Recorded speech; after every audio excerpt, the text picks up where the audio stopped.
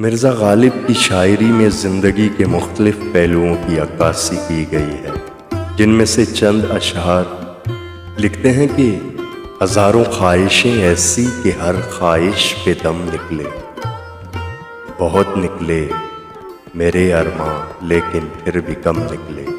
ایک اور جگہ لکھتے ہیں کہ دل ہی تو ہے نہ سنگ و خشت، درد سے بھر نہ آئے کیوں، روئیں گے ہم ہزار بار کوئی ہمیں ستائے کیوں۔